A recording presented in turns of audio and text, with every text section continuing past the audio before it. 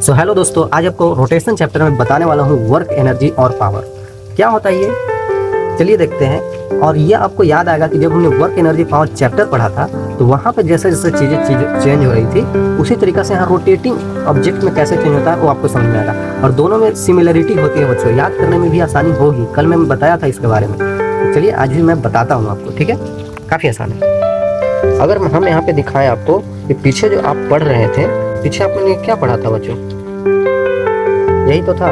मान लेते हैं कि अगर कहीं पे वर्क हो रहा है, काम हो रहा है, तो वहाँ पे वर्क डन कैसे लिखते थे, एफ डॉट डी एस, है ना बच्चों, एफ डॉट एस लिख देते थे। उसी तरीके से एनर्जी क्या लिखते थे, एनर्जी दो तरीका का होता था। मान लेते हैं काइनेटिक एनर्जी कैसे लिखते थे, half M of we square. और फिर हम लोग पावर कैसे लिखते थे, पावर लिखते थे work done per unit time. अरे समझ में बच्चों, या फिर एफ डॉट भी हो जाता था। ये सब आपको याद होगा आई थिंक, ये बिल्कुल आसान है बच्चों, है ना।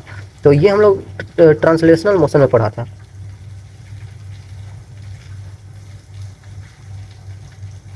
इन ट्रांसलेशनल मोशन मतलब चीज़ें बस चल रही थी, घूम नहीं रही थी, चीज़ें चल रही थी यहाँ पे। अब अगर चीज़ें घूमने लगे तो रोटेटिंग हो जाता है, ठीक है। तो यहाँ पे बच्चों सिर्फ चीज़ें ट्रांसलेशन मोशन कर रही थी, मतलब सिर्फ चल रही थी, घूम नहीं रही थी। और यहाँ पे क्या हो रहा है कि यहाँ पे ऑब्जेक्ट जब घूमने लगेगा तो ये उसमें चीज़ें थोड़ी थोड़ी चेंज हो जाएगी। तो चेंज कर लेते हैं, आसान ही है, ठीक है। कुछ नहीं है बच्चों, मान लेते हैं कि हमें पहले यहाँ पे दिया गया है वर्क क्या होता है, ठीक है, मतलब काम करना। लीनियरली मतलब ट्रांसलेशन सिर्फ चल रहा है ऑब्जेक्ट, तो वहाँ पे तो काम हो रहा है, ठीक है। हम अपने सर पे बक्सा उठा के, बोझा उठा के, धान के बोझा, गेहूँ के बोझा उठा के, और हम चलते जा रहे हैं, तो काम तो हमने कर रहे हैं ना, काम तो हम कर ही रहे हैं, हम ऐसे करके चल रहे हैं। लेकिन जिस तरीके से वहाँ पे बताया था कि हो सकता है आप कुछ काम कर रहे हो, फिजिक्स में उसको काम नहीं माना जाए, ऐसा भी तो होता है। मान लेते हैं कि डॉट प्रोडक्ट है एफ डॉट एस। बच्चों अगर आप सोच रहे हो कि ये कैसे आया, ये कैसे आया, ये कैसे आया, सब लिख दिए, तो बच्चों इसका मैंने बहुत अच्छा से बता रखा है वर्क एनर्जी पावर में। अगर आप देख लेंगे तो समझ में आ जाएगा। अभी यहाँ पे डिस्कशन करेंगे तो बहुत टाइम भी लग सकता है, ये सब कैसे कैसे आ रहा है सब, ठीक है। तो आप वहाँ से देख सकते हैं। तो अभी मैं इसको पे फोकस करता हूँ कि रोटेटिंग बॉडी में कैसे वर्क एनर्जी पावर होता है। तो हम ये बता रहे थे कि वर्क डन क्या होता है, एफ डॉट डी एस, मतलब एफ डॉट एस फोर्स और डिस्प्लेसमेंट का वेक्टर का डॉट प्रोडक्ट होता है। तो बच्चों यहाँ पे डॉट प्रोडक्ट होता है, तो एफ एस कॉस थीटा लिख सकते हैं इन दोनों के बीच का एंगल, एफ एस, एक second, F S cos of theta भी हम लिख सकते हैं यहाँ पे, ठीक है। अगर मान लेते हैं कि कॉस थीटा का वैल्यू जीरो हो जाए, तो कॉस जीरो तो बच्चों क्या होता है, जीरो होता है, सॉरी कॉस जीरो नहीं, कॉस 90 डिग्री जीरो होता है ना, कॉस जीरो तो 1 होता है। तो कॉस 90 थीटा का वैल्यू अगर 90 डिग्री हो जाए तो ये जीरो हो जाएगा, तो ओवरऑल ये जीरो हो जाएगा। इसका मतलब अगर फोर्स और डिस्प्लेसमेंट वेक्टर आपस में परपेंडिकुलर है, देख रहे हैं परपेंडिकुलर है, तो इसका मतलब क्या होगा बच्चों, इसका मतलब ये होगा कि वहाँ पे वर्क डन जीरो हो रहा है। मैं किसी चीज़ को ऐसा करके ऊपर उठा के और ऐसे ऐसे चल रहा हूँ, तो फोर्स ऊपर लगाया और डिस्प्लेसमेंट ऐसे कर रहा हूँ, समझिए ना। आप कुछ सर पे उठा लिए और चल रहे हैं, तो नीचे जो उसका ग्रेविटी लग रहा होगा, नीचे उसका mg फोर्स लग रहा होगा, वेट और डिस्प्लेसमेंट ऐसे हो रहा है, समझ रहे हैं ना। मान लेते हैं कि कोई ऑब्जेक्ट को हमने सर पे उठाया और ऐसे करके हम चलते जा रहे हैं, तो हम लोग चलते चलते डिस्प्लेसमेंट तो इधर हो रहा है, लेकिन नीचे इसका ये जो ऑब्जेक्ट है इसका मास सेम है, तो इसके नीचे की तरफ mg लग रहा है, तो mg नीचे और डिस्प्लेसमेंट इधर, तो दोनों के बीच का एंगल 90 डिग्री। तो यहाँ पे वर्क डन जीरो हो जाएगा according to physics, work done हो ही नहीं रहा है यहाँ पे। अरे समझ में, मैंने वहाँ बताया था ये चीज़ बच्चों, तो वही चीज़ ध्यान में रखना है, ठीक है। तो उसी तरीक़ा से यहाँ भी देखना होगा हमें कि वर्क डन जो होता है यहाँ पे वो क्या होता है, work done equal to tau dot d theta. अरे समझ में, तो वर्क डन हमारे पास हो जाएगा टाउ मतलब टॉर्क इंटू डी थीटा, वही एंगल उसके बीच का। तो अगर बड़े एंगल करें तो tau theta into cos of theta, मतलब यहाँ पे अल्फा लिख लेता हूँ। मान लेते हैं कि उन दोनों के बीच का एंगल अल्फा है। डी थीटा क्या है यहाँ पे बच्चों, एंगुलर डिस्प्लेसमेंट। ये क्या है, ये देखिए बच्चों, ये एंगुलर डिस्प्लेसमेंट है।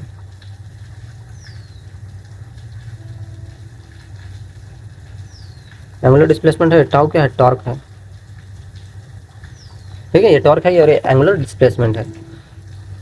डॉट प्रोडक्ट है, इन दोनों के बीच का एंगल है, ये है angle between tau and theta, tau और थीटा के बीच का एंगल है ये, ठीक है बच्चों। ये बहुत आसान चीज़ है, आप समझ सकते हैं, ठीक है।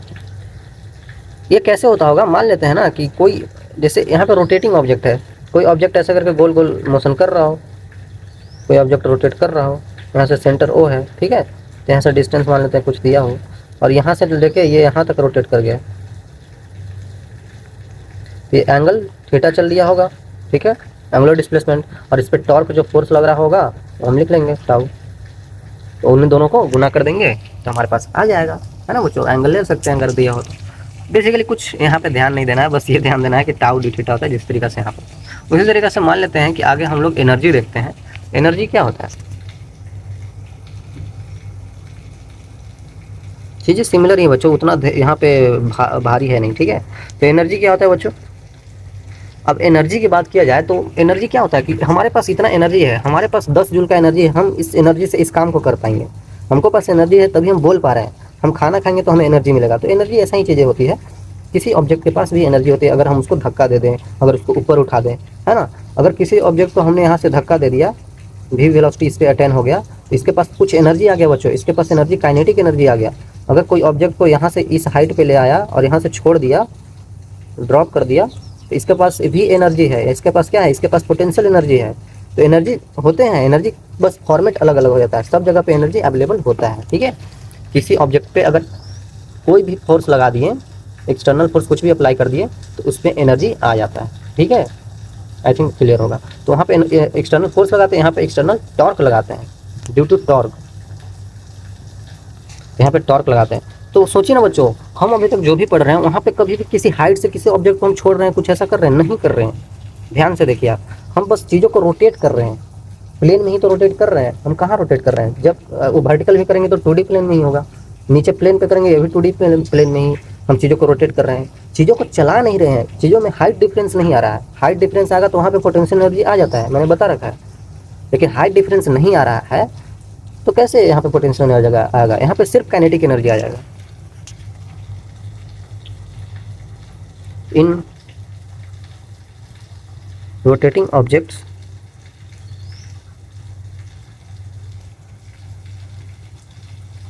there is no height difference,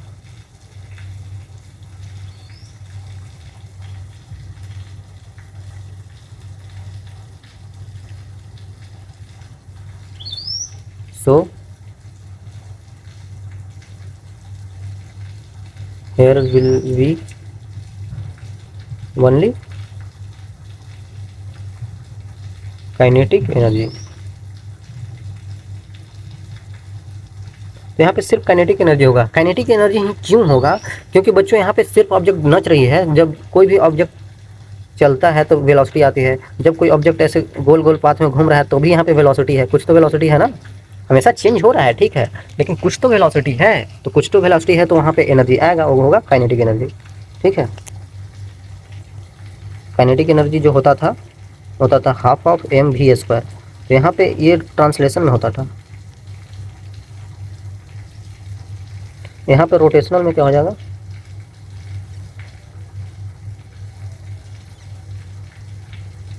half m को i से रिप्लेस करते थे, आई v को ओमेगा² से, तो हाफ i ओमेगा² बोल दिया जाता है, ठीक है, हाफ i ओमेगा² बोल दिया जाता है।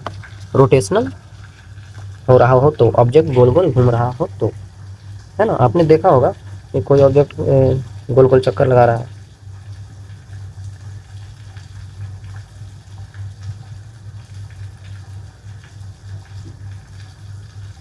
ऐसा करके गोल गोल ओमेगा से चक्कर लगा रहा है। तो इसके लिए हम लिख सकते हैं यहाँ पे कि काइनेटिक एनर्जी इसका हाफ i ओमेगा² होगा। बस इतना ही चीज़ आपको ध्यान में रखना है कि चीज़ें ऐसे बदलती है, और चीज़ों को याद करना आसान हो सकता है जब इसको आप ध्यान देंगे तो इससे रिलेट करेंगे, तो ठीक है, रिलेट करना सीखना पड़ेगा बच्चों आपको, ओके। तो चलिए आगे चलते हैं, और चीज़ें आपको मैं बताता हूँ। उसी तरीके से फिर पावर देख लेते हैं। पावर क्या होता है, पावर उधर हमने पढ़ा था rate of doing work per unit time, ठीक है, वैसा भी कर सकते हैं, rate of doing per unit time. तो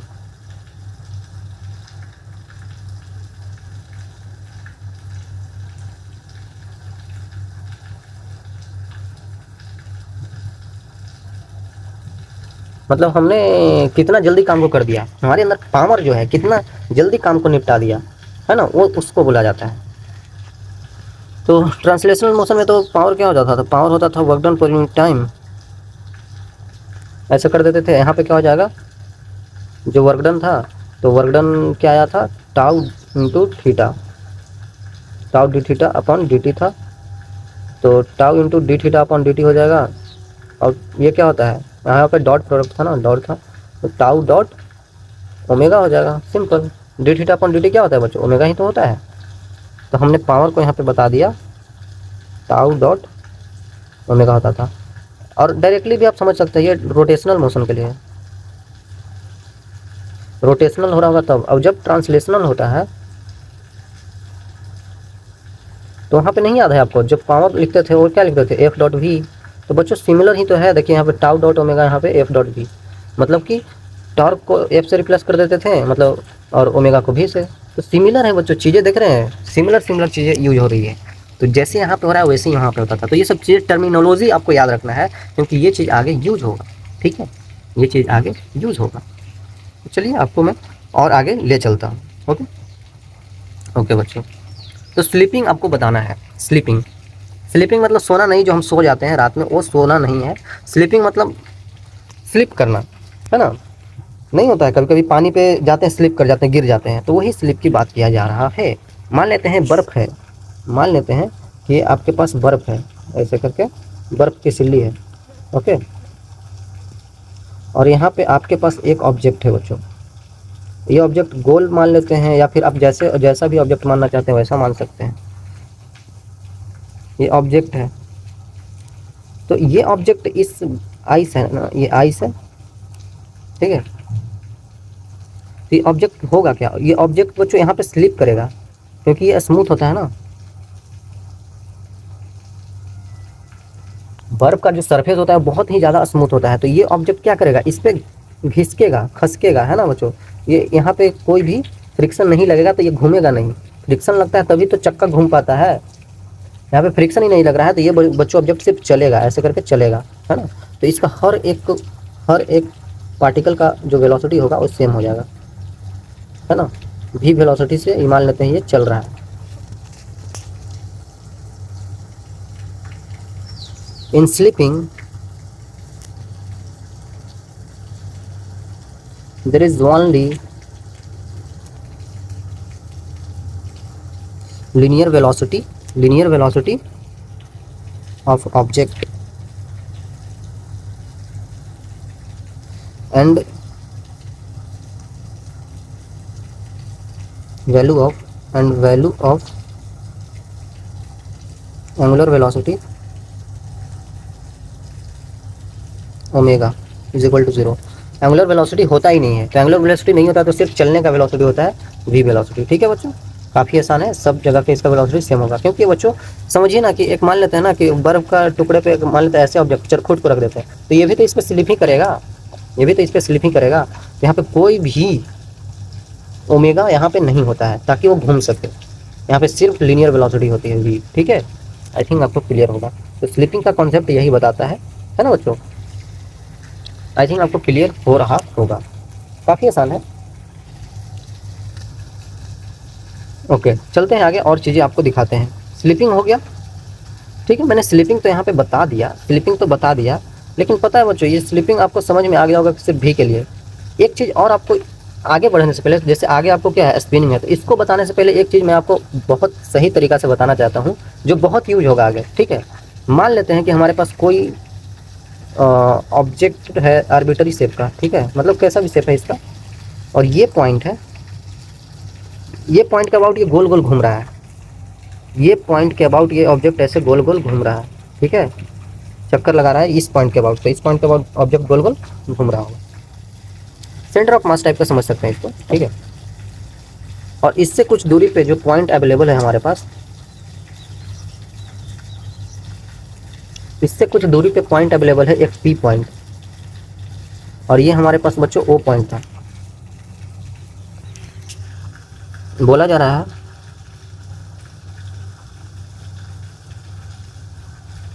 rotating about o and having translational velocity, उसके पास ट्रांसलेशनल वेलोसिटी है बच्चों, वो v है, ठीक है, ये बोला जा रहा है। यहाँ पे घबराने की बात नहीं है, इसका ट्रांसलेशनल वेलोसिटी मतलब कि ये वेलोसिटी इसका दिया हुआ है, देख रहे हैं। ट्रांसलेशनल वेलोसिटी मतलब क्या होता है, देखिए मैं आपको बताता हूँ। मान लेते हैं इसको हम कॉपी करके आपको समझाएंगे।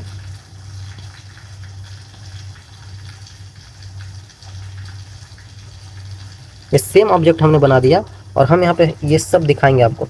इस ओ पॉइंट का वेलोसिटी, इसका वेलोसिटी, ये हर एक पार्टिकल का यहाँ पे वेलोसिटी जो भी होगा वो सब बराबर होगा, है ना बच्चों, सब भी है। इसलिए मैं बताना चाह रहा था, देख रहे हैं वेलोसिटी भी दिया हुआ है, तो हर एक पार्टिकल का यहाँ पे v वेलोसिटी है। तो मान लेते हैं ये v वेलोसिटी से चल रहा है, तो ये पार्टिकल भी v वेलोसिटी से ही चलेगा, है ना बच्चों।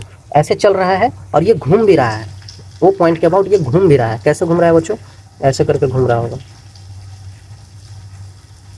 ओमेगा से घूम रहा है बच्चों, ये ऐसे समझ रहे होंगे आप। वो पॉइंट है और इसके अबाउट ऑब्जेक्ट ऐसे ऐसे घूम रहा है और ऐसे ऐसे चल भी रहा है ना। इस पॉइंट के अबाउट ऐसे ऐसे घूम भी रहा है और ऐसे ऐसे चल भी रहा है, घूम भी रहा है और चल भी रहा है। तो चल रहा है v वेलोसिटी से और घूम रहा है ओमेगा से, ठीक है, इतना क्लियर होगा।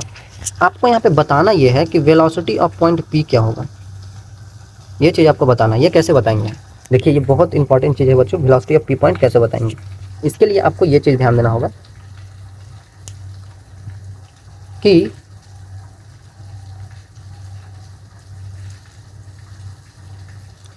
अगर हम यहाँ पे बताना चाहें, हमें तो पहले इतना डिस्टेंस पता होना चाहिए, ये कितना डिस्टेंस है बच्चों, है ना। इन दोनों के बीच का डिस्टेंस कितना है, मान लेते हैं कि ये r डिस्टेंस है, r वेक्टर है ना, r ऑफ p o वेक्टर, है ना। तो ऐसे लिख सकते हैं r ऑफ p vector minus r of o vector. तो ये कितना है बच्चों, r दिया हुआ है, ठीक है। और velocity of p point with respect to o, देख रहे हैं, समझ में आ रहा है आपको बच्चों। Velocity of p point with respect to o point कैसे लिखा जाता है, velocity of p point with respect to o point equal to velocity of p minus velocity of o, ऐसे करके लिखा जाता है, ठीक है। आई थिंक आपको क्लियर होगा, ओके बच्चों। हमें वेलोसिटी ऑफ p बताना है, तो यहाँ से आपको एक चीज़ समझ में आ रहा होगा, यहाँ से कुछ कुछ रिलेशन आएगा, उससे हम बता पाएंगे, ठीक है, उससे हम बता पाएंगे। तो velocity of p point with respect to o point equal to velocity of p minus velocity of o, relative है ना, ठीक है। तो यहाँ पे वेलोसिटी ऑफ p पॉइंट हमारे पास आ जाएगा, वो क्या हो जाएगा, velocity of o point vector plus velocity of p o vector, ठीक है। तो वेलोसिटी ऑफ o पॉइंट क्या है, v है, plus velocity of p o कितना होगा, velocity of p o vector. तो आपने पढ़ा होगा formula v equal to r omega होता है, तो यहाँ से यूज कर सकते हैं हम लोग। Velocity of p o vector क्या होगा बच्चों, वो होगा r ओमेगा। r क्या होता है, r डिस्टेंस होता है उन दोनों के बीच का, दो पॉइंट के बीच में जो वेलोसिटी है, मतलब वेलोसिटी ऑफ p o मतलब ये वाला है ना। तो हम यहाँ पे लिख सकते हैं r ओमेगा मतलब r ऑफ p o vector into omega. आ रहा है समझ में बच्चों, आई थिंक आपको समझ में आ रहा होगा। तो ओमेगा से तो ये घूम रहा है ना, तो ओमेगा से तो ये भी, ये इसके अबाउट, ओ के अबाउट ये ऐसे घूम ही रहा होगा, इसके अबाउट जो भी पॉइंट होगा ये भी इसके अबाउट घूम ही रहा होगा, जो पॉइंट होगा ये पॉइंट भी इसके अबाउट घूम रहा होगा। तो वो पॉइंट के अबाउट सारा पार्टिकल घूम रहे हैं गोल गोल, तो पी पॉइंट भी ओमेगा से ही घूम रहा होगा, क्योंकि सारा पार्टिकल इसके अबाउट ओमेगा से घूम रहा है, ओमेगा तो सबके लिए सेम होगा। तो ये ऐसे करके हम लिख सकते हैं, आ रहा है समझ में बच्चों। और यही चीज़ तो हमारे पास यहाँ आया था। तो velocity of p o vector कितना हो जाएगा, आर ओमेगा, क्योंकि आर माना था। तो ये हो जाएगा velocity of p o vector equal to r of p o vector into omega. मतलब ऐसे कर सकते हैं v equal to v plus ये हो जाएगा r of omega, velocity of point p। अब यहाँ से एक चीज़ बहुत ध्यान देने वाली बात है, अब इतना आपको करके नहीं लिखना होगा एग्जाम में, इतना आपको समझना होगा। कैसे कि अगर कोई ऑब्जेक्ट घूम भी रहा है और चल भी रहा है, ठीक है, इसके बाद घूम भी रहा है और इधर से ऐसे ऐसे चल भी रहा है, तो चल रहा है तो सबका वेलोसिटी तो सेम ही होगा v भी, ठीक है। घूमने की वजह से इसका वेलोसिटी, इसका कैसे हो जाएगा, इसका दो, इसके पास दो वेलोसिटी आ जाएगा, एक चलने के लिए v प्लस इतना जितना दूरी है वो से ओ आर, और ये घूम रहा है ओमेगा से। तो वेलोसिटी ऑफ पॉइंट p क्या होगा, v plus r omega, r distance है और ओमेगा से घूम रहा है। उसी तरीके से मान लेते हैं कोई पॉइंट q है, तो q पॉइंट का बताएंगे, कैसे बता पाएंगे बच्चों, तो v से ये भी मूव कर रहा v और ये घूम भी रहा होगा, तो v, और ये मान लेते हैं कि r2 डिस्टेंस है, v प्लस r2 ओमेगा, ऐसे करके लिख सकते हैं किसी पॉइंट को। तो अब आपको समझ में आ गया होगा किसी पॉइंट का वेलोसिटी कैसे लिख पाएंगे, घूम भी रहा है और चल भी रहा है तो, ठीक है। तो ऐसे इंपॉर्टेंट है बच्चों समझना, क्योंकि आगे यूज होगा। तो हमने आपको अभी तक क्या बता दिया, हमने अभी तक आपको स्लिपिंग बता दिया, मतलब स्लिप कर रहा है चीज़ें, घूम नहीं रहा है, इसीलिए यहाँ पे वो चीज़ नहीं हुआ। तो ये सिर्फ चल रहा है, तो ऐसे करके हम बना सकते हैं, वी वेलोसिटी से चल रहा है, ठीक है। चलिए आगे चलते हैं। अब स्पिनिंग, स्पिनिंग मतलब कि गोल गोल गोल गोल, लट्टू घूमते हैं ना गोल गोल, उस तरीका से समझ सकते हैं आप लोग। स्पिनिंग मतलब क्या होता है, घूमना। Rotating about a fixed axis, है ना बच्चों, एक फिक्स्ड एक्सिस के अबाउट रोटेट करते रहना, उसको बोल देते हैं स्पिनिंग। ये कैसे समझ में आएगा आपको, मान लेते हैं कि ये, मान लेते हैं ऐसे गोल है, ऐसे है, ऐसे है, ऐसे है, ओ सॉरी मैंने ये क्या बना दिया, ऐसे है,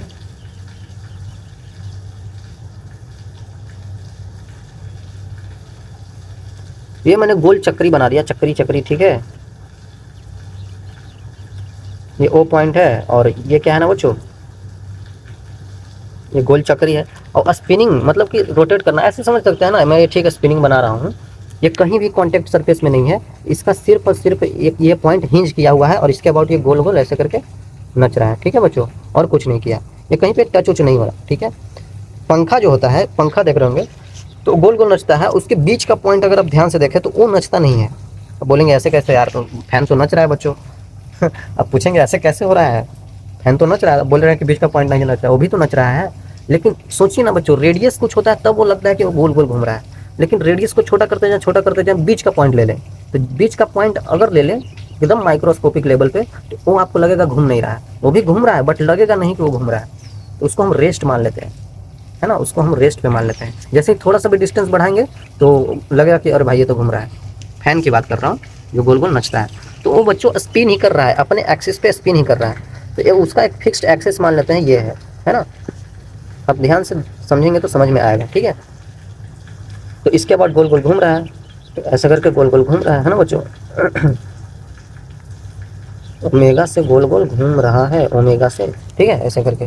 तो हर एक पार्टिकल का वेलोसिटी ऐसे ऐसे हो जाएगा, है ना बच्चों, क्योंकि गोल गोल घूम रहा है, तो गोल गोल घूमता है तो इस पॉइंट इधर की तरफ घूमना चाहेगा, ये पॉइंट इधर की तरफ घूमना चाहेगा, ये पॉइंट इधर जा रहा है लेकिन जाना इधर चाहिए था, जा इधर रहा है लेकिन जाना इधर चाहिए था, तो वही तरीके से हमें बता रहा है, ठीक है, ओमेगा से घूम रहा है। तो स्पिनिंग में होता कुछ नहीं है।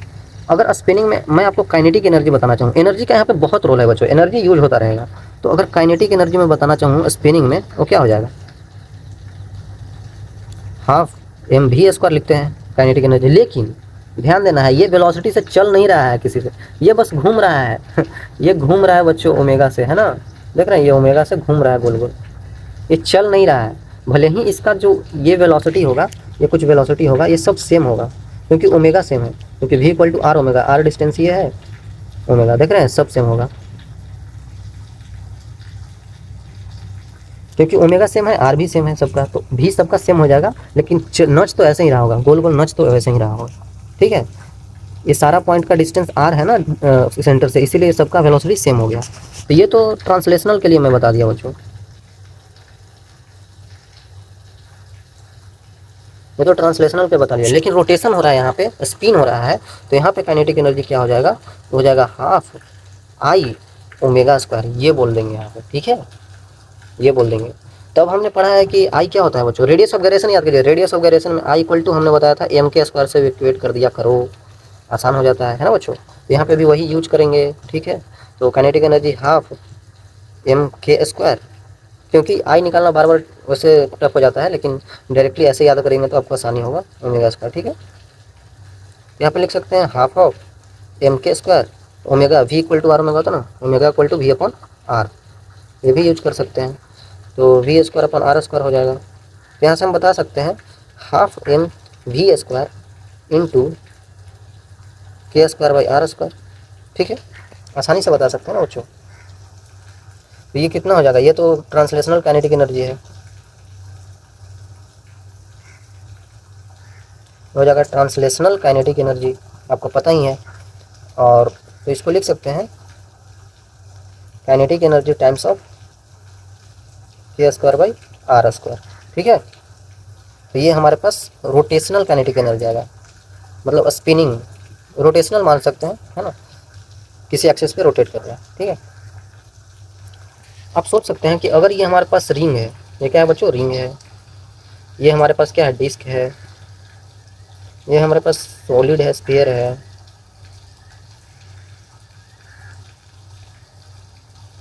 ना।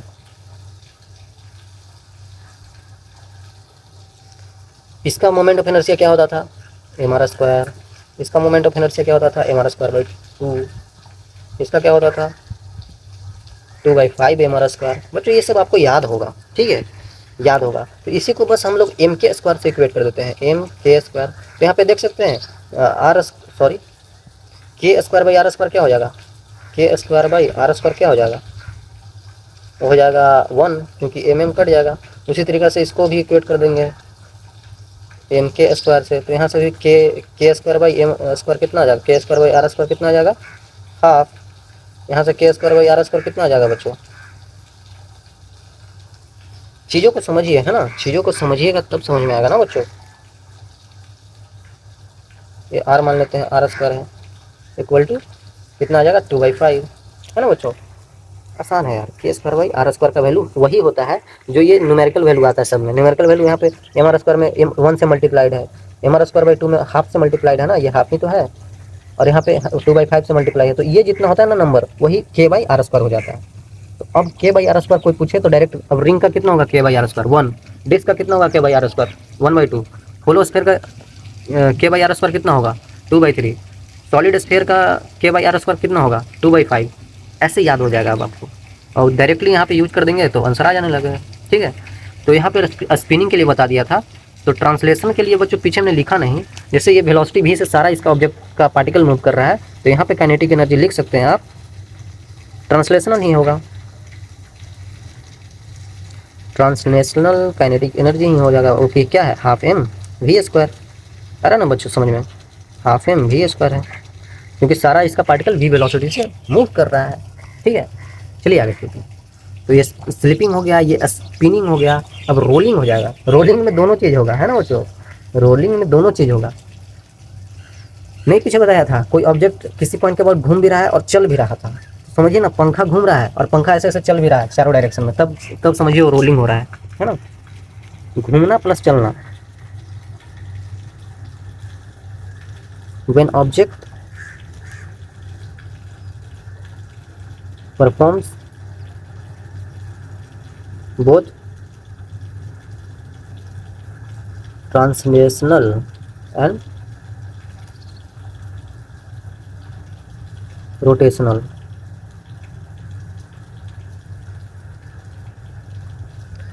both translational and rotational motion, तो वहाँ पे रोलिंग हो जाता है, ठीक है। सिंपल बात है बच्चों, देखिए ये ऑब्जेक्ट गोल गोल घूम भी रहा है और चल भी रहा है, ये गोल बना दिया हमने, ये ऑब्जेक्ट जो है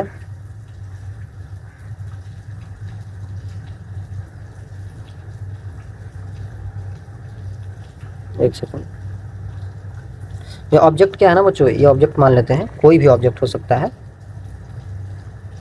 ये ओ पॉइंट है। तो ये क्या हो रहा है ना कि घूम रहा है ओमेगा से, ठीक है, और ये बच्चों चल भी रहा है, इसका वेलोसिटी भी कुछ है, वी वेलोसिटी है, मतलब ये ऐसा है ना बच्चों, ऐसा गोल है कि ये गोल गोल घूम रहा है और चल भी रहा है ना। तो पीछे जैसा यूज हुआ था वैसे ही यहाँ पे यूज होगा, ज़्यादा कुछ हमें करना नहीं है, क्योंकि सारा यहाँ पे पार्टिकल का वेलोसिटी भी हो जाएगा, है ना, सबका भी है और घूम भी रहा है, ठीक है।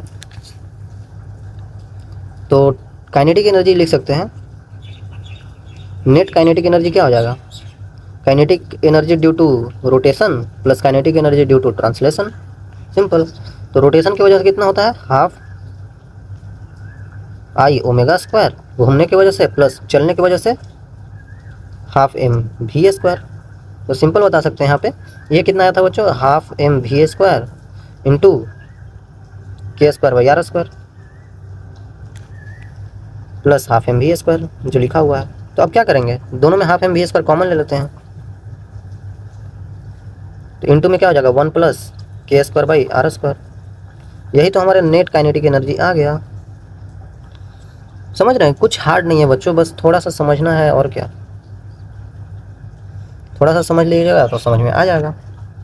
बस यही हमारे पास जब रोलिंग होता है तो नेट काइनेटिक एनर्जी ये हो जाता है। तो काइनेटिक एनर्जी पे इतना क्यों फोकस है, क्योंकि इसका यूज होता रहता है, ठीक है, तो इसीलिए इस पर इतना ज़्यादा फोकस किया जा रहा है बच्चों।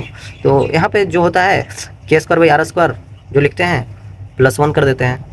तो रिंग का क्या होता है, रिंग का के स्क्वायर बाई आर स्क्वायर बच्चों 1 होता है, तो 1 + 1 2 हो जाएगा। अगर रिंग घूम भी रहा है और चल भी रहा है तो उसका काइनेटिक एनर्जी ½ mv² × 2 हो जाएगा, क्योंकि 1 हो जाएगा ये और इसका वैल्यू भी 1 हो जाएगा। ठीक है, चलिए आगे क्वेश्चन करेंगे तो समझ में आएगा। रोलिंग कर लिया हमने, अब हमको रोलिंग विदाउट स्लीपिंग, रोलिंग हो रहा है, ठीक है, पंखा गोल गोल नच रहा था और चल भी रहा था, लेकिन पंखा गोल गोल नच रहा है बिना स्लीपिंग का। स्लीपिंग कैसे होता है, स्लीपिंग जब स्मूथ सरफेस पे कोई ऑब्जेक्ट खिसकता है, तो यहाँ पे बच्चों खिसकन नहीं हो रही है, यहाँ पे बस चलन हो रही है, बस चल ही रहा है, खिसक कहीं भी नहीं रहा है। अरे समझ में बच्चों, मान लेते हैं ये कोई ऑब्जेक्ट है, तो ये कोई सरफेस है ना, तो ये ऑब्जेक्ट मान लेते हैं कि यहाँ पे ओमेगा से घूम रहा था और वेलोसिटी से जा भी रहा था, तो ये घूम रहा है और जा रहा है। मान लेते हैं कहीं पे ये स्मूथ है बच्चों, है ना, यहाँ इतना दूर रफ था, इतना दूर रफ था और इतना दूर स्मूथ है, तो क्या होगा यहाँ पे जाते ही ये स्लिप करने लगेगा। यहाँ से क्या हो जाएगा ना, यहाँ से हो जाएगा स्लिपिंग स्टार्ट, स्लिपिंग स्टार्ट मतलब स्लिप करना स्टार्ट कर देगा। यहाँ पे रोटेटिंग भी कर रहा था और चल भी रहा था, तो यहाँ पे बच्चों ये ऐसा हो गया मोशन कि यहाँ पे रोलिंग विथ स्लिपिंग हो गया, मतलब स्लिप भी कर रहा है, रोल भी कर रहा है, कहीं पे स्लिप करेगा कहीं पे रोल करेगा। तो ये मैं इसलिए बता रहा हूँ क्योंकि ये केस नहीं है यहाँ पे, ठीक है, यहाँ पे केस पढ़ना विदाउट स्लिपिंग, स्लिप हो ही नहीं रहा है, स्लिप नहीं हो रहा है, ठीक है। ओके, तो स्लिप नहीं हो रहा है, तो चलिए बच्चों देख लेते हैं। ये ऐसे रहेगा, मान लेते हैं कोई सरफेस, ठीक है, और ये सरफेस ऐसे है और इस पर कोई ऑब्जेक्ट जो है गोल वाला ऐसे है, ठीक है,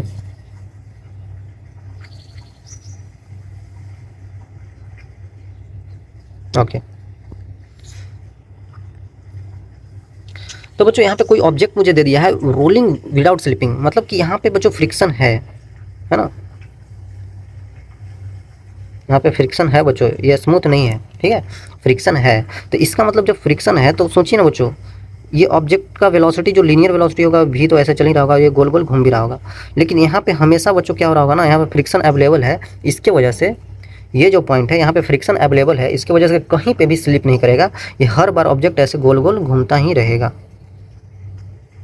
हर बार ऑब्जेक्ट गोल गोल घूमता ही रहेगा, ठीक है, ऐसे समझा सकते हैं आपको।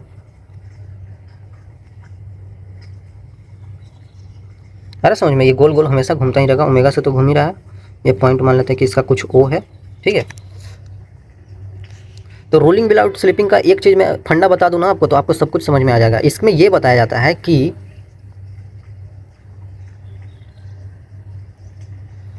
इसको पहले हटा देते हैं, ये इधर है, ठीक है, when there is not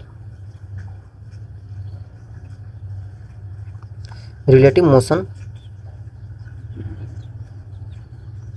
between object and surface, जब ऑब्जेक्ट और सरफेस के बीच में कोई भी रिलेटिव मोशन नहीं होता है तब वहाँ पे रोलिंग विदाउट स्लिपिंग होता है। देन रोलिंग विदाउट स्लिपिंग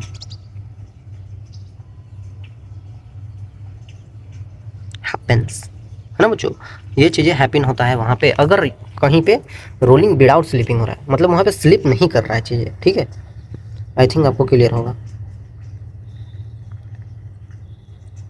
मैं ये क्यों बोला कि रिलेटिव मोशन जीरो होता है, मतलब रिलेटिव मोशन होता ही नहीं है दोनों के बीच में, there is not relative motion between object and surface.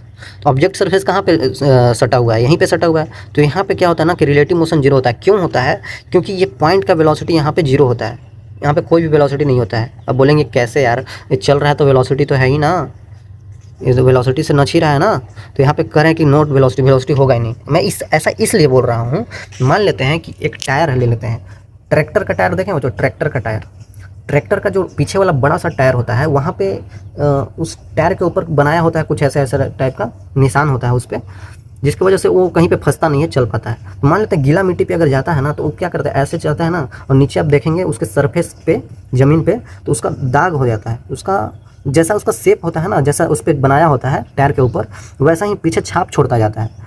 तो वो छाप का जो है ना, वो छाप जो छोड़ा है, ये जो छाप छोड़ा है ना पीछे, मान लेते ये पॉइंट पे ऐसे ऐसे नहीं होता है उनके टायर पे ऐसे ऐसे होता है, तो ये जब चलते हैं ना तो ये ऐसे चल के आगे चलें, फिर यहाँ पे ऐसे करके चले होंगे, तो पीछे जो यहाँ पे ज़मीन पे दाग होता जाता है, उनके टायर का निशान बनते जाता है।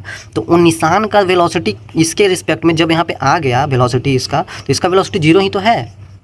मैं उस टाइम की बात कर रहा हूँ जब इसका दाग ज़मीन पर लग गया हो, तो इस टाइम पे ये रुका हुआ है, ये तो आगे बढ़ ही गया, ये तो आगे बढ़ ही रहा है, लेकिन ये जो दाग यहाँ पे है और ये जो ज़मीन है, इन दोनों के बीच में रिलेटिव वेलोसिटी 0 है।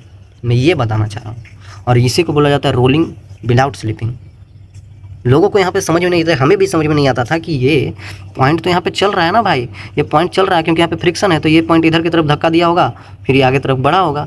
तो क्यों बोलते हैं कि रिलेटिव मोशन ऑब्जेक्ट और ये सरफेस के बीच में 0 है, इसलिए बोलते हैं क्योंकि जब इसका जो दाग होता है ना, ये जो पॉइंट का दाग होता है वो छोड़ जाता है और ये आगे बढ़ जाता है, तो ये जो पॉइंट छोड़ जाता है और ये जो सरफेस होता है, इन दोनों के बीच में रिलेटिव मोशन 0 होता है बच्चों, क्योंकि वो रुका रहेगा ना, इसलिए होता है। अरे समझ में, आई थिंक अब आपको समझ में आ गया होगा कि रोलिंग विदाउट स्लिपिंग मतलब स्लिप नहीं कर रहा है तो कैसा सिचुएशन होता है।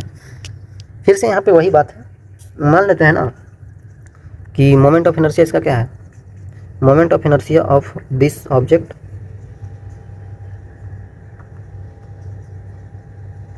अबाउट सेंटर अबाउट ओ, ये क्या है mr² मान लेते हैं, क्योंकि r डिस्टेंस है ना, ये r डिस्टेंस ही होगा।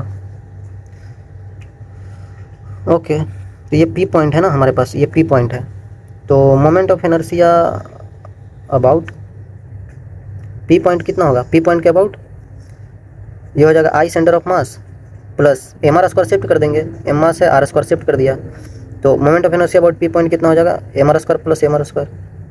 सॉरी, इसको I ही मान लेते हैं, है ना। अब हमें पता थोड़ी है कि ये रिंग है, रिंग का mr² होता है ना, अब हमें पता नहीं है ना कि वो क्या है, इसलिए डायरेक्टली I मान लेते हैं, तो I प्लस mr² हो जाएगा। तो आप सिंपली अब बता सकते हैं कि इसका काइनेटिक एनर्जी नेट कितना होगा। नेट काइनेटिक एनर्जी बच्चों वो क्या होगा, kinetic energy net at point P मतलब कोई पॉइंट का थोड़ी काइनेटिक एनर्जी, मतलब काइनेटिक एनर्जी टोटल पूछ रहा है, तो रोटेशनल प्लस ट्रांसलेशनल बोल सकते हैं। तो सिंपली बता सकते हैं बच्चों, सिंपली बता सकते हैं कि हाफ ऑफ I, तो I के जगह पे तो ये IP हो जाएगा ना इंटू ω², ठीक है ठीक है ठीक है, तो half of I plus mr² हो जाएगा, mr² इंटू ω², ये हो जाएगा आपका काइनेटिक एनर्जी नेट। अब बोलेंगे कि ये तो बस रोटेशनल का लिखा हुआ है ω², ट्रांसलेशन का कहाँ गया, ट्रांसलेशन का भी लिखा हुआ है तभी ये बच्चों ऐड हो पाया है। ट्रांसलेशन का कैसे है मैं आपको बताता हूँ, काइनेटिक एनर्जी ट्रांसलेशन कैसे है, ये हाफ m ऑफ v² होता है ना, तो v के जगह पे r ओमेगा हमने रख दिया है, आ रहा समझ में, तो r² ω² आ गया है, ठीक है। तो mr² ऐसे बटोर लिए और ये वाली यहाँ पे छोड़ दिए, आ रहा समझ में, mr² यहाँ पे बटोर लिए और ω² जो था यहाँ पे छोड़ दिया, तो ये कॉमन आ गया दोनों में, आ रहा समझ में आना चाहिए आपको बच्चों, ये दोनों को ऐड ही करके लिखा है ना, आई थिंक क्लियर होगा। सिंपल है यार, ऐसे करना होगा चीज़ों को समझने के लिए। चलिए बच्चों एक चीज़ और आपको समझा देता हूँ, जो मोशन हो रहा है वो किस टाइप का, किस तरह का हो रहा है। तो ये ऐसा मान लेते हैं सरफेस है, सरफेस पे जो चल रहा है, ठीक है,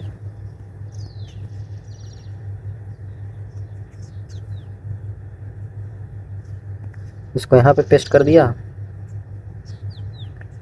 फिर इसको यहाँ पे पेस्ट कर दिया,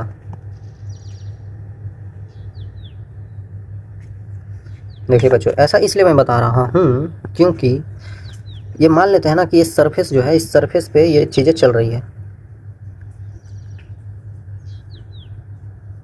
ये सर्कुलर शेप का है, बट पता नहीं ये रिंग है, डिस्क है, स्फीयर है, क्या है, ठीक है, इसका सेंटर है इन लोग का।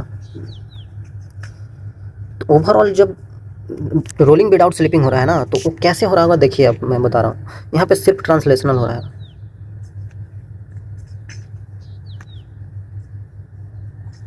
और यहाँ पे सिर्फ रोटेशनल हो रहा है।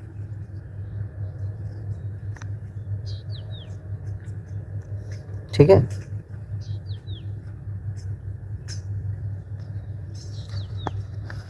ओके।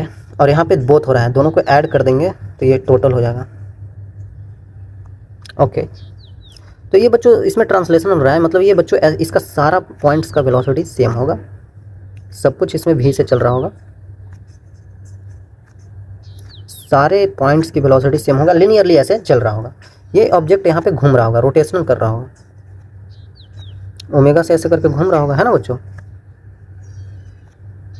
तो ओमेगा से घूम रहा होगा तो ये पॉइंट इधर जाना चाहेगा, ये पॉइंट इधर जाना चाहेगा, ये पॉइंट इधर भागना चाहेगा, और ये पॉइंट इधर भागना चाहेगा भी से। ये भी रोटेशनल है ना, तो भी रोटेशनल कितना होगा, यहाँ पे भी रोटेशनल का वैल्यू भी इक्वल टू आर ओमेगा। ये सब पॉइंट का डिस्टेंस सेंटर से आर ही है ना, इसका भी आ रही है, इसका भी आ रही है, इसका भी आ रही है, इसका भी आ रही है, ये सारा पॉइंट का डिस्टेंस आर है, तो आर ओमेगा, और ओमेगा तो सबका सेम है, मतलब ये दोनों सबका सेम है, तो भी सबका सेम ही होगा, है ना, इसलिए सबका भी सेम है। आई थिंक आपको समझ में आ रहा होगा। तो अब दोनों को हम ऐड कर दिए, दोनों को हम ऐड कर दिए, तो अब हमारे पास ये आ जाएगा total translation plus rotational.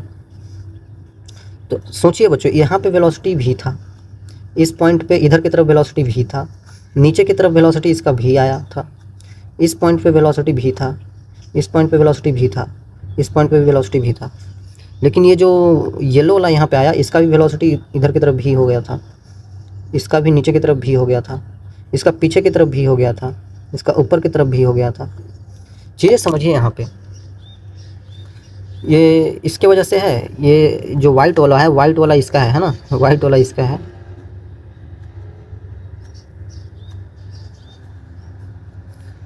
Translation का वाइट वाला है, और रोटेशन का येलो वाला है। ठीक है, तो बच्चों यहाँ पे सिमिलर चीज़ है, ये इस सारा इसका तो वाइट वाला तो कोई दिक्कत नहीं होगा, वाइट वाला में सब भी से जाना है, ठीक है, लेकिन यहाँ पे रोटेशनल वाला में भी वेलोसिटी जो है वो आर ओमेगा होता है, ठीक है, लेकिन ये जो है, ये जो वेलोसिटी है, ये यहाँ पे ऐसे जा रहा है, ये वाले येलो वाली यहाँ पे ऐसे जा रहा है, यहाँ पे ऐसे जा रहा है, यहाँ पे ऐसे जा रहा है। तो यहाँ पे अगर आपको समझ में आ रहा हो तो इन दोनों को यहाँ पे जो वेलोसिटी होगा ये दोनों ऐड हो जाएगा, लेकिन हम डायरेक्टली ऐड नहीं कर सकते हैं। अगर मान लेते इफ़ अगर भी दोनों सेम हो जाए, अगर ये भी और ये भी दोनों सेम हो जाए, मान लेते अगर if both velocities are same, अगर दोनों वेलोसिटी सेम हो जाना, तब यहाँ पे लिख सकते हैं v plus v equal to 2v। यहाँ पे v और v का जो आएगा √2v आएगा, रिजल्टेंट इधर, इसका रिजल्टेंट इधर आएगा, √2v आएगा, इसका रिजल्टेंट 0 हो जाएगा, इसका रिजल्टेंट v नेट यहाँ पे 0 हो जाएगा, है ना, एक इधर की तरफ वेलोसिटी, एक इधर की तरफ, तो दोनों तो कैंसिल आउट ही करेंगे। इसीलिए तो बोला जाता था कि यहाँ पे रोलिंग विदाउट स्लिपिंग में जो पॉइंट यहाँ टच करता है उसका relative velocity with respect to ground 0 होता है, तो 0 ही तो आ रहा है। अरे समझ में बच्चों, आई थिंक आपको समझ में आ रहा होगा। तो बेसिकली चीज़ें आसान है बच्चों, समझेंगे तो आपको बिल्कुल समझ में आएगा, है ना, बिल्कुल समझ में आएगा। ओके, अभी तक तो यहाँ पे तो हमने ये चीज़ आपको बता दिया कि टोटल ऐसे होगा। अब अगर सेम नहीं होगा तो बच्चों आपको ऐसे नहीं करना होगा, आपको डायरेक्टली लिखना होगा वहाँ पे v प्लस आर ओमेगा, है ना, ऐसा करके आपको लिखना होगा चीज़ें।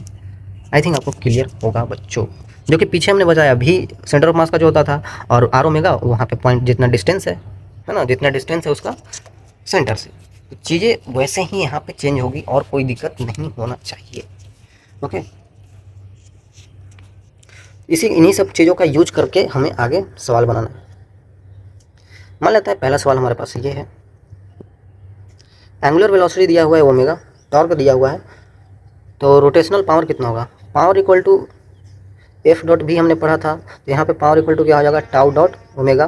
तो टाउ कितना है बच्चों, I cap plus 2j cap plus 3k cap, और इसका डॉट प्रोडक्ट ले लेना है 2i cap plus 3j cap plus 4k cap. इसके साथ डॉट प्रोडक्ट ले लेंगे तो कितना आ जाएगा, 2 + 6 + 12, तो 12 8 20 हो जाएगा, 20 जूल, 20 वाट का पावर आ गया। हाँ, तो सिंपल है यार, ऐसे चीज़ें करेंगे तो हो जाएगा। ठीक है, एक और सवाल देखते हैं, angular momentum of a rotating body increased by 200%। Angular momentum मतलब कि एल का वैल्यू इंक्रीज कर दिया है गया है 200% से।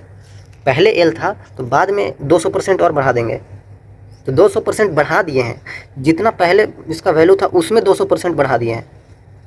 अरे समझे बच्चों, मतलब एल इनिशियल क्या था, एल था, एल फाइनल क्या होगा, एल इनिशियल में हमने 200% बढ़ा दिया, 200% ऑफ एल इनिशियल बढ़ा दिया, ठीक है। तो एल इनिशियल एल है प्लस 200% मतलब 2 times of L, 3 times of L हो जाएगा एल फाइनल, ठीक है।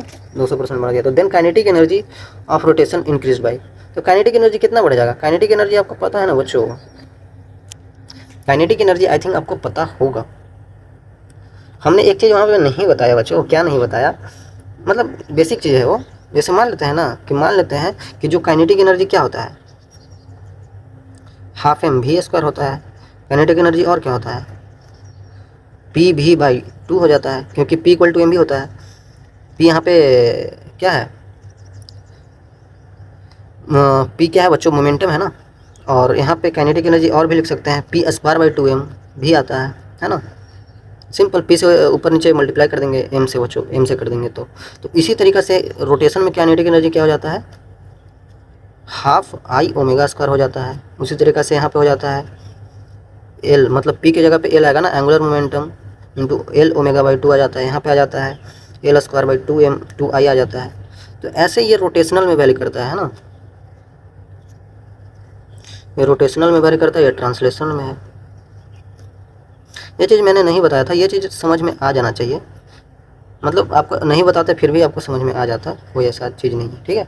तो उसी तरीक़े से यहाँ पे भी लिख लेता हूँ। जैसे देखिए काइनेटिक एनर्जी क्या होता है, एल स्क्वायर बाई 2m मतलब 2i, ठीक है।